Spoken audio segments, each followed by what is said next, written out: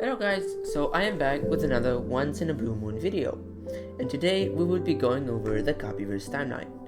Also, a lot has changed about the Koppieverse and what remains since I made both icebergs, if you remember. Those videos came out like a year ago, but it's unlikely that I'll remake those videos. But let's get back on topic. In this video, I will be using a recently made scale that I made to calculate time in the Koppieverse. Since the dawn of the KPV, there was no actual time unit like AD or BCE. So for this video, I will be using the Battle of Coruscant, which happened on 1841 CC on the Coruscant calendar. They're very different. The current year in the KPV would be 2061 AD as of now, or in AC after the Battle of Coruscant 5061 or 5061. Also, in the grand of millions and billions of years, the scale doesn't change that much from our own scale of AD and BC. And the Holy Horny War started in 1421, which means that it started in 420 BC. I would have said BBC for before the Battle of Coruscant to not get confused with our real world's before Christ measurement on the Gregorian calendar, but I'm not going to say BBC for more than 15 minutes straight. Now let's start the actual video. Beginning of time. The events I'm about to talk about happened at the beginning of the universe, so the year is unneeded. Much like how we don't say 13 billion BC, we say 13 billion years ago. Think of it the same way. In the beginning, there was a planet, a lone planet surrounding one star, with no other planets near it. This planet was called Abeloth, and it was nicknamed Planet of the Gods. On Abeloth, a god would be selected every millions of years to rule the planet, and the god who ruled around this time would be Minotaur. Minotaur had 3 children, Fedi, Koppie, and Trigonalius. Minotaur loved his children, but he loved Fedi the most. He took care of Fedi, trained him, taught him, showed him everything he thought Fedi should know, while neglecting his other 2 sons. Minotaur was negligent towards Koppie. He didn't care about him for a second. And Trigonalius, well, he was forgotten. Due to his father's negligence, Koppie grew resilient and began to hate his father. When the brothers turned 800, Minotaur allowed them to leave Abeloth, as it was a tradition on the planet. Fedi had gone to Coruscant, Koppie went to Mustafar, and Trigonalius stayed home. Koppie's reasoning to go to such a dark planet was unknown, but it was believed he was around it. 360 million years ago. This is a huge timescape from when we started, so just stay with me. Once Koppie had gathered enough power to attack his father and a planet full of gods, he did so. Koppie had begun his way to Abeloth. Following him was a fleet of spaceships all the way from Mustafar and various other planets. Once Koppie had reached Abeloth, he launched a war with the gods and won, killing his father in the process. Trigonalius had to flee the planet as he was still on Abeloth at the time and went to Tatooine. Meanwhile, back on Coruscant, Fedi had begun to run a society of humans, but these humans were unlike ours. They were humans of the past, as one would call them. Fedi had begun to run a society of those humans, basing their beliefs on him. Fedi had realized the purpose of the gods was to become leaders of lesser beings, but until now, no lesser beings existed, so Fedi was the first true god. His 2 brothers had quickly caught on and went to Coruscant to serve as secondary gods for the people, making it a polytheistic religion. This was known as Feticianism, and the people were known as the Fetician Society. Child of a god. Feeling as if his brother had become much like his father, Koppie had begun to dislike Fedi, as he reminded him too much of their father. Because of such reasons, Koppie had begun to spread Sith philosophies, a mix of real Star Wars Sith ideologies and Fetician cultures, beliefs, and traditions. About me, I'm fine. I can see 1,000 years from now in real life. Duel on a spaceship and drifting when I feel like 16,000 BC. Before coming to Coruscant, Dragonalius had 4 sons on Tatooine. But sadly, his children didn't make it far, as they died on their home planet. Dragonalius born. As Koppie had left to spread his philosophies, Dragonalius followed Koppie down the path, leading him to become a helping hand in Koppie's conquest of the galaxy. Koppie used DNAs of one of the descendants of his mate back from Mustafar from when he destroyed Abeloth, and thus created an army of clones. Using his clones and Dragonal's help, he conquered the galaxy, and the two started the Clone Wars. The Clone Wars were a series of wars between the Imperial Koppist Order and several planets who tried to defend themselves from Koppie's reign. Birth of Chillpollo. Chillpollo was born 15,500 years to 420 years before the Battle of Coruscant, which narrows down his age a little as of current events, but still doesn't give a clear answer. Chillpollo was born on Tatooine, and he was born Koppist, following Sith philosophies. However, he was raised with the arts of both beliefs, both Vedicianism and Koppism. His words, not mine. Eventually, Koppie had gained control over the galaxy, and had outlawed all Vedician traditions and beliefs, forcing Chill to stop engaging in them. When Chill grew a little older, he joined Koppie's army, one of the many armies he used to continue his career. As Koppie's empire continued to grow into and beyond the galaxy, he was in need of an army, fearing that some species may be too intelligent to join him out of free will. Chill had gone up the ranks pretty fast, and became a general just a few years after joining. In a strange event, Chill had witnessed the atrocities committed by the Empire, which he served, and left. Because of its power, resources, and geographic location, Koppie had settled on premature Earth, with not-of-Earth humans to save him, as Earthlings were still too unintelligent to hold any power for his army. Fedi, on the other hand, was raising a kingdom on Coruscant, trying to keep his traditions alive of Vedicianism. In Chill's age, he had begun a revolt against the Empire. With the revolt, he began to raise supporters who will help him begin a long revolution against Koppie. Now, I'm gonna do a little pause right here, because I feel like there's a need to. So as of now, we have 3 brother gods. This is going to be like a small recap. We have Fedi, Koppie, and Dragonalius. Koppie has daddy issues, so he killed his father, and Dragonalius escaped to Tatooine while Fedi was killing their father. And while the two were doing their stuff, Fedi was on Coruscant raising a society. After the two were done with whatever they were doing, with Dragonal having kids on Tatooine and Koppie destroying Abeloth, the two joined Fedi on Coruscant as secondary gods to Fedi's society, the Vedician Society. With this, slowly, Koppie had realized that Fedi is much like Minoto, and thus wanted to leave, as he didn't like his ideas.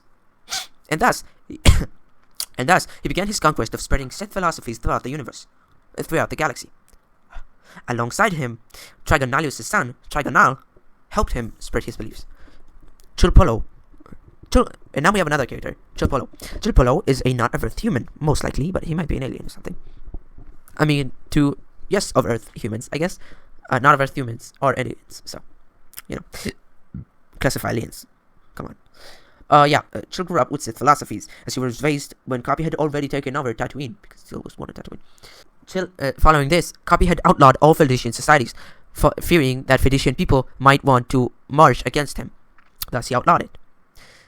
Because of this, Chill grew to learn just Koppie's societies growing up, and eventually became a Koppie supporter. When Chill was old enough, he joined Koppie's army. To help the Empire. But, in a strange event, he witnessed the atrocities committed by the Empire, and left. Because of its power, resources, and geographic location, Koppie settled on Earth long before humans were intelligent enough to help him. Thus, he brought humans from the planets which he conquered to serve as people, whatever he needed. Maybe sex slaves. In Chill's rage, he had begun a revolt against the Empire. With the revolt, he began to raise supporters who will help him begin a long revolution against Koppie. 420 years before the Battle of Coruscant. This is when the RP actually begins. This is like where the part of the story. Everything before this was written and not played out. So, if you want the Earth time, and we're going to use the Common Era and Earth calendar, because I'm not going to say BC for both Earth and Coruscant, it is It is 3000 BC, 3423 BC, or 3423 BC. Okay. Or 1418 on the Coruscant calendar. After a long time, Koppie had noticed Chill's revolt as its power began to emerge.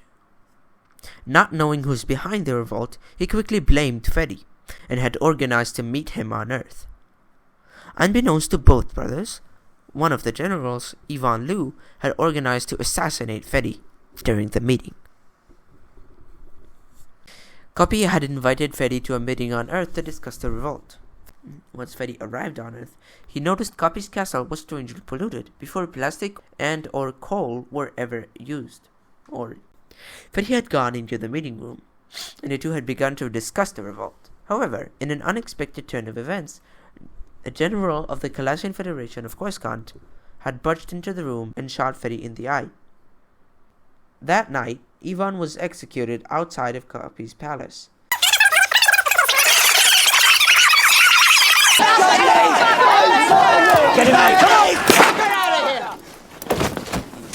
That night, Ivan Lu was executed outside Koppie's palace by General Ivan Lu of Fedi's kingdom, causing Koppie to get angrier.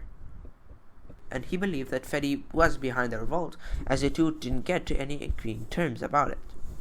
Fedi, along with his men, had gone back to Coruscant, not acting on the assassination attempt. Holy Horny War. This is when the Holy Horny War begins, so buckle your seatbelts because there's going to be a lot about it before we get anything after that. So, yeah. Holy Horny War, 1421, 420 BC, 3420 BCE. The Battle of Hoth. After 3 years of thinking, Koppie had finally decided on his actions and gave a balcony speech to his people, broadcasted across the supercluster of Lanikia. This is the first mention of Lanikia, by the way. That he was declaring war on Fedi and had finally decided to go through with an attack. He attacked Hoth first. Fedi had witnessed the speech. Horrified, he was worried about Hoth. Prime Minister Benjamin Harry, basically Fedi's sidekick, had spoken with General Awanauer to take their men to Hoth. Fedi had then revealed to Benjamin that the attack on Hoth would be in 2 days.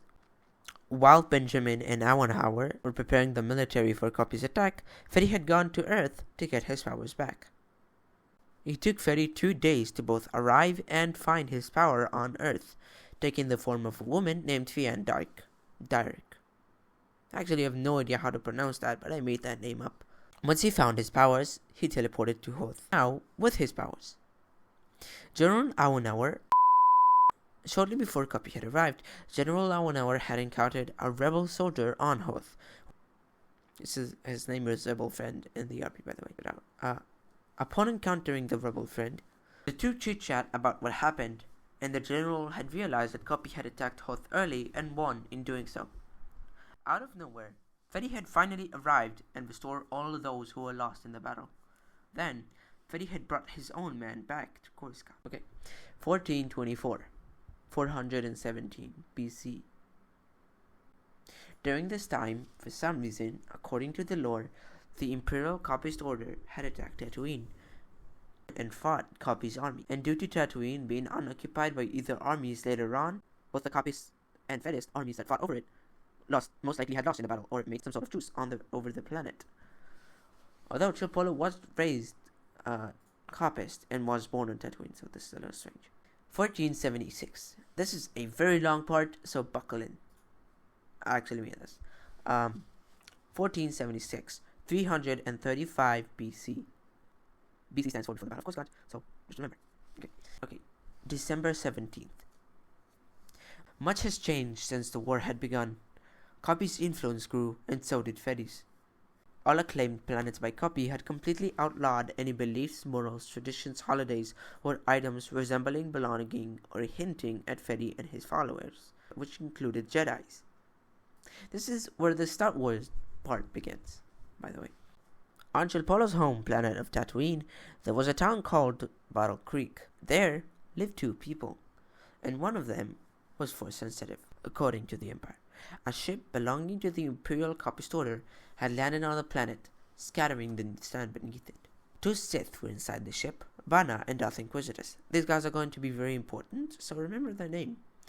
Inquisitus had gone out searching for said Jedi, and Bana stayed in. Alongside Inquisitus, several troops had gone down for a search as well.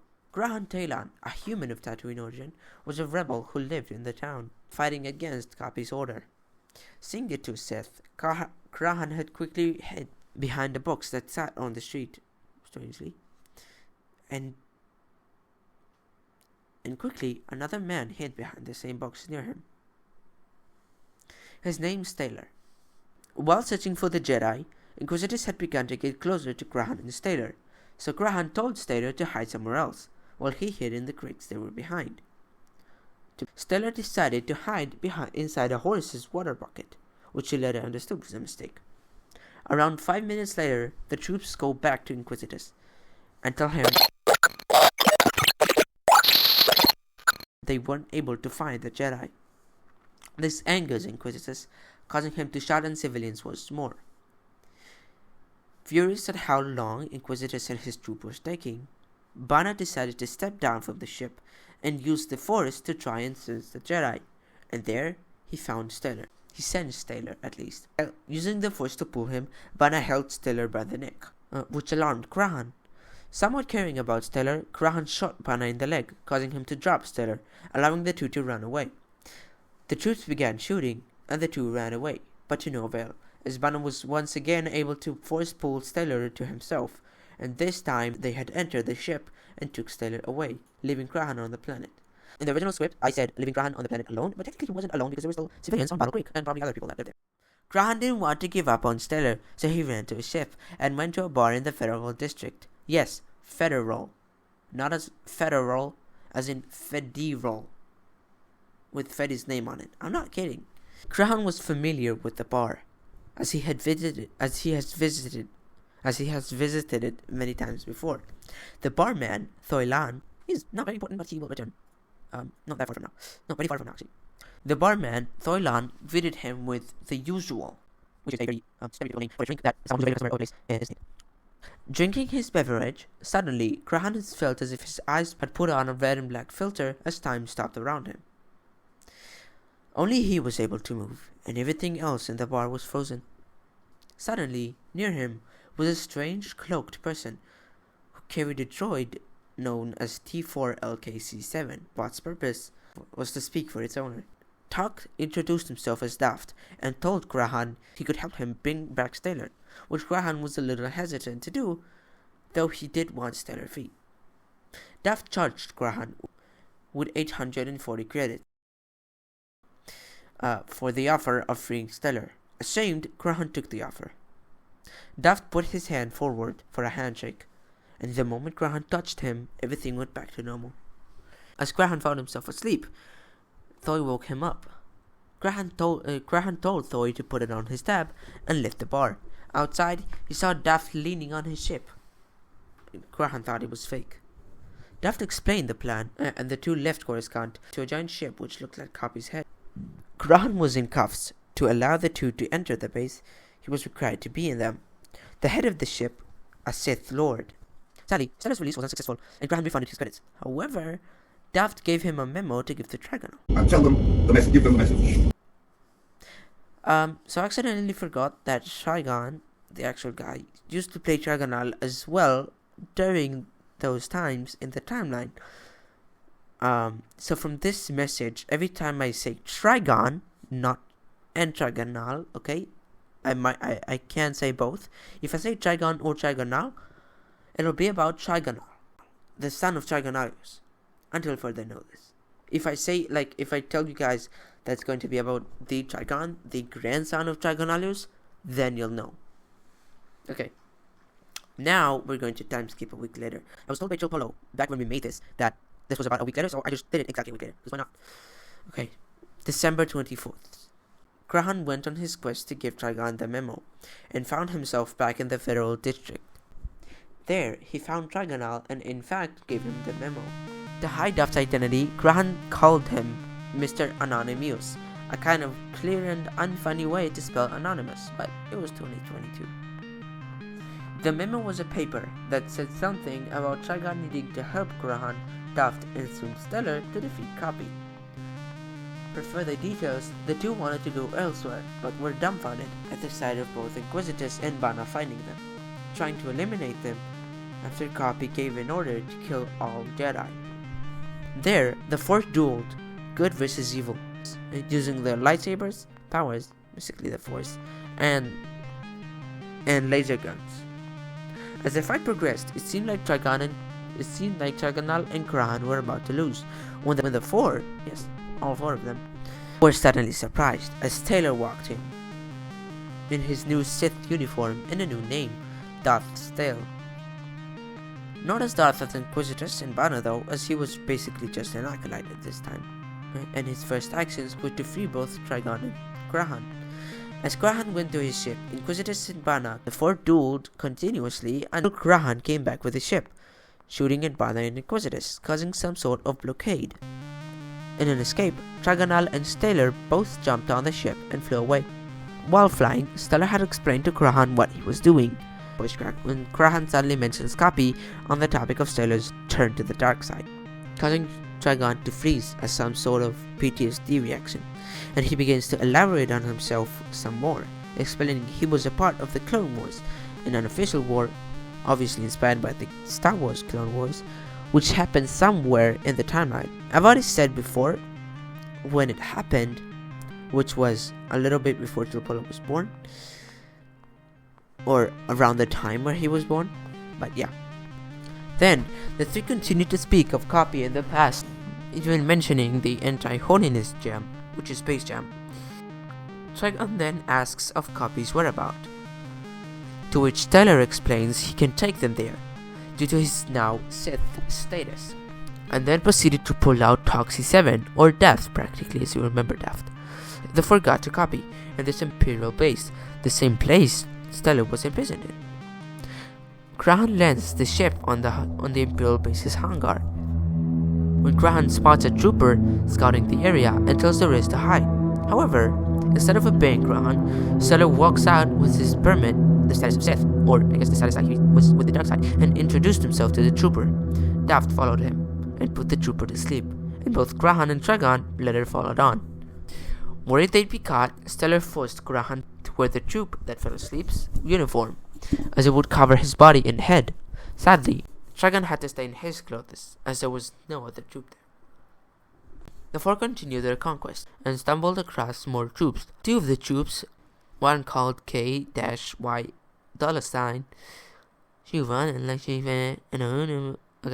had bothered Coruscant about how he should be out there with the others hunting Jedis. However, Stellar brushed them over, telling him that he was with him.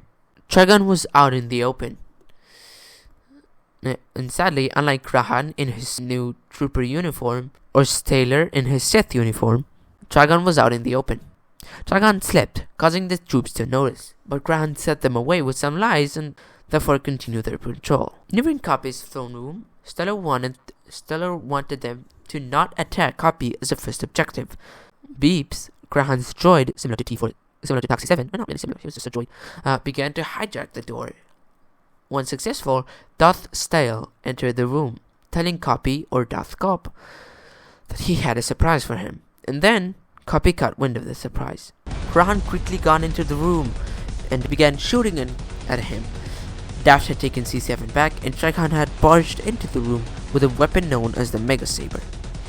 Quickly, the alarms go off throughout the entire base, and Koppie ignites his own saber. Troops surround the three, and Koppie had force-choked Stellar for betraying him. Coruscant was trying to take care of the troops, but lost quite fast to them. Koppie left Stellar alone, throwing him on the wall, and pinned Trigon to the wall instead, using the Force, and began to speak to him. Tried to convince Trigon to join him once again, and both Stellar and Coruscant were lost in trying to help Trigon. Then, Koppie had given him two choices: death or joining the Empire. Trigon looked Koppie dead in the eyes, giving him a death stare, and said, "I would rather die than join."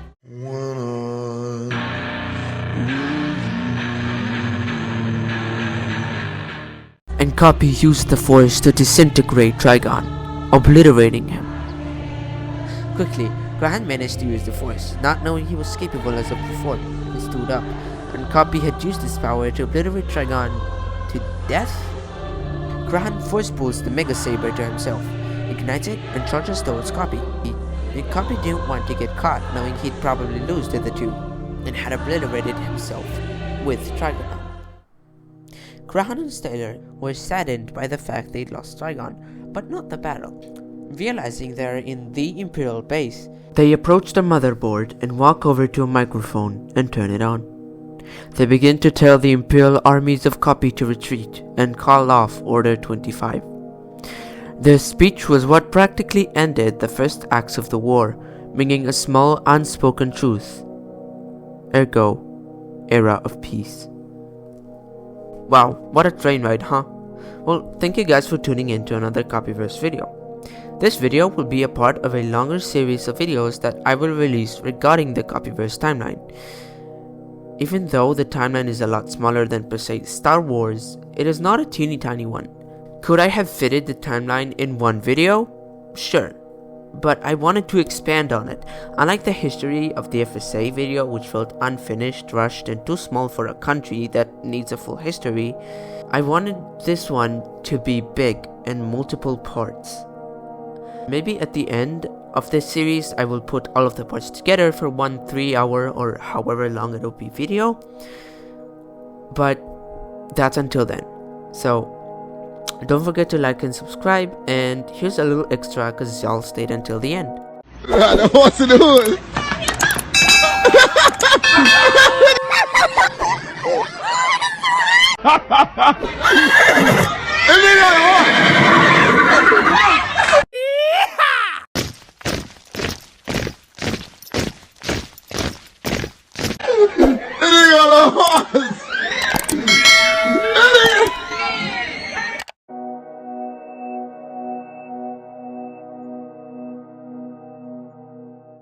Thanks for watching, and don't forget to like and subscribe.